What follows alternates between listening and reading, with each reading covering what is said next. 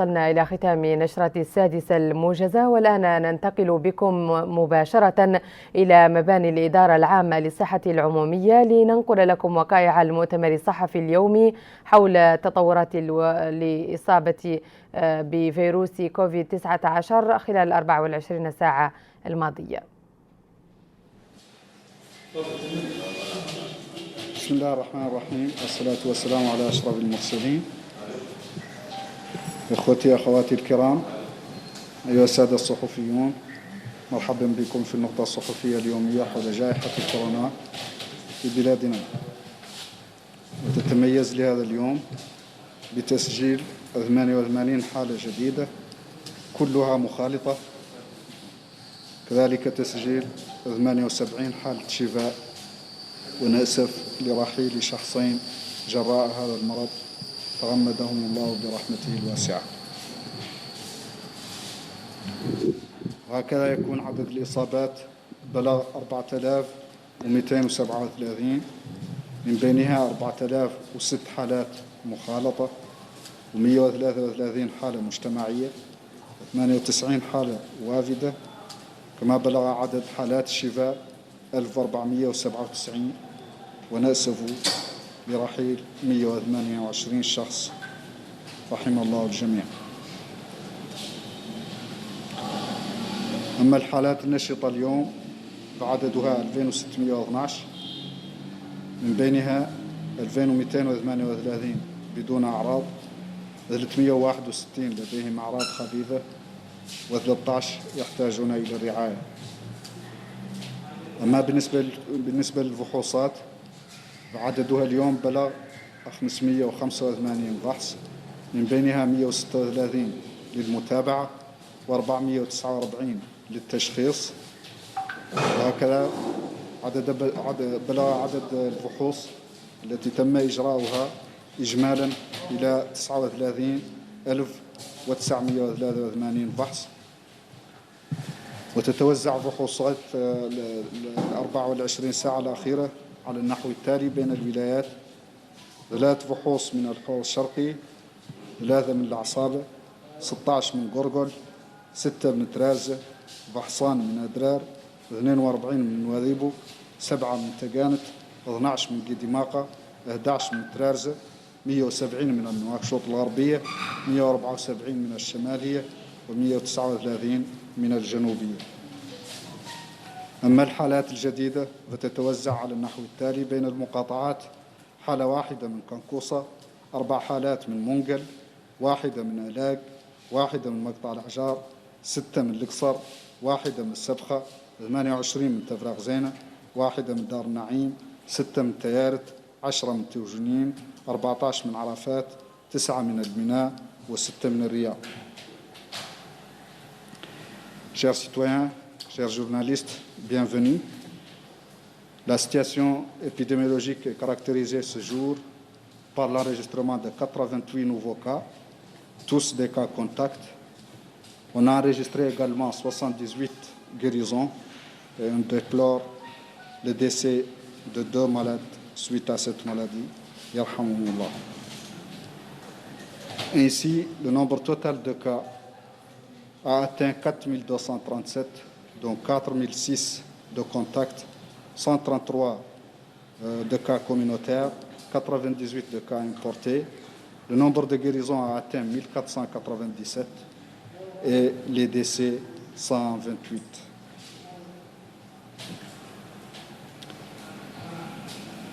Les cas actifs sont aujourd'hui au nombre de 2612, dont 2238 sans symptômes, 361 avec des signes légers et 13 nécessitant un suivi rapproché.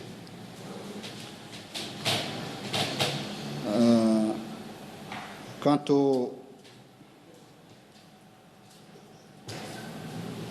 au nombre de tests effectués, ils sont aujourd'hui au nombre de 585, dont 136 tests de suivi, 449 de diagnostic, et le nombre de tests en total qui a été fait jusqu'ici a atteint 39 983 tests. Pour les dernières 24 heures, les tests effectués se répartissent ainsi qu'ils suivent entre les régions: 3 du Hod Sharqi, 3 de la Saba, 16 du Gorgol, 6 du Trarza, 2 de l'Adrar, 42 de Nouadhibou, 7 du Tagan, 12 du Guidimara, 11 de Tir Zemour, 170 tests de Nouakchott-Ouest, 174 du Nord et 139 du Sud.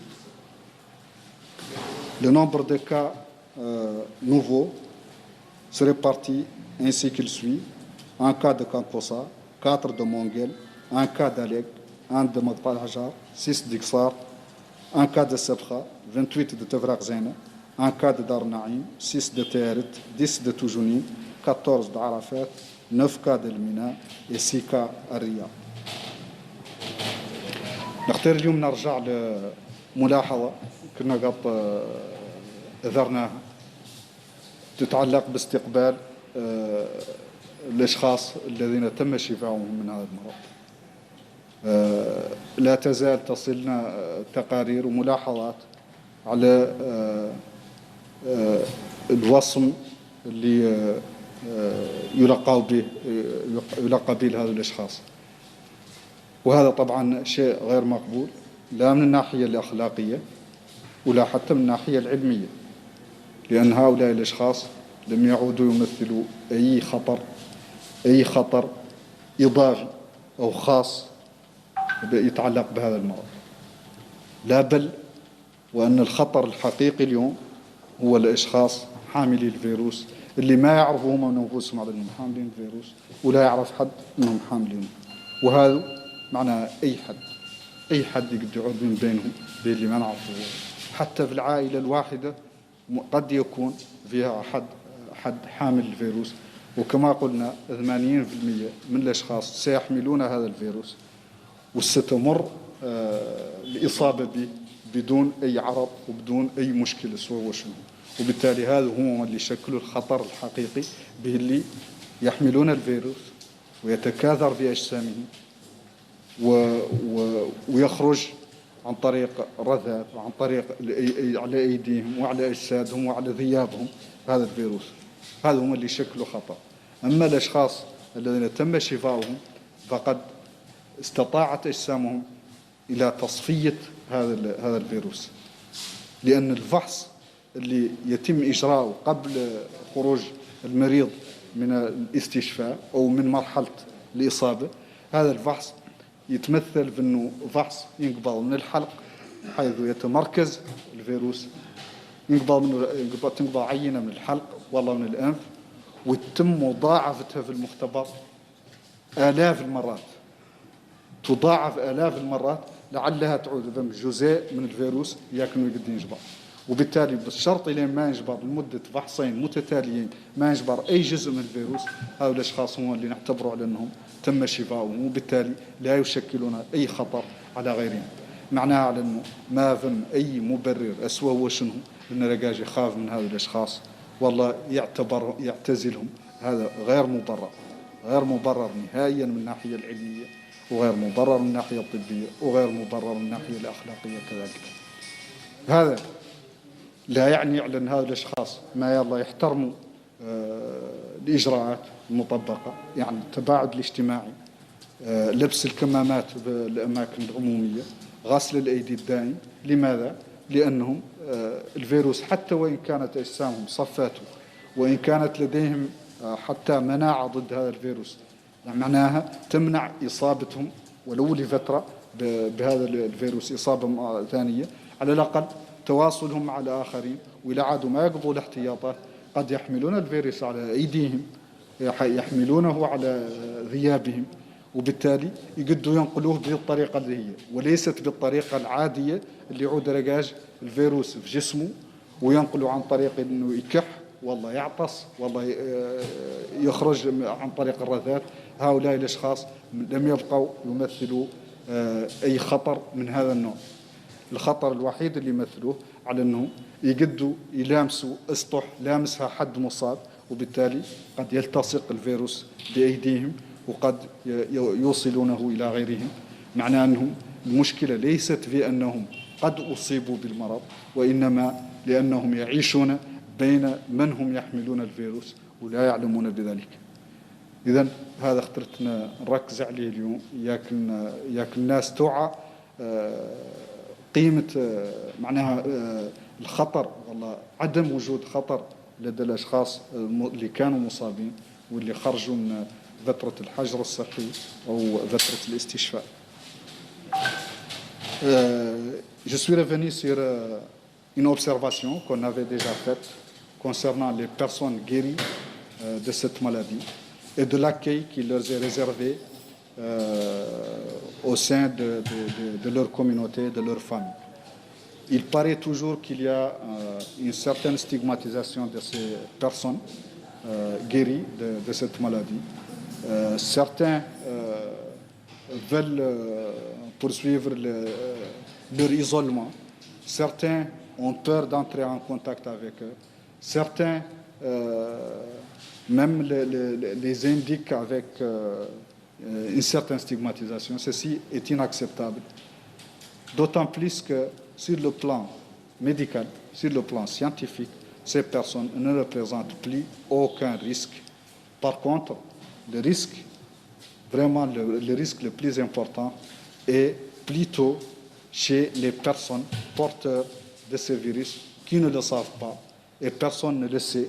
Personne ne sait qu'ils portent ce virus et effectivement, ils sont contagieux, ils peuvent contaminer leur entourage. Ce sont ces personnes qui constituent un risque et c'est d'ailleurs la raison pour laquelle que les mesures de protection, les mesures qui ont été préconisées visent à protéger tout le monde, chacun de l'autre, parce qu'on ne sait plus qui est qui par rapport à cette infection.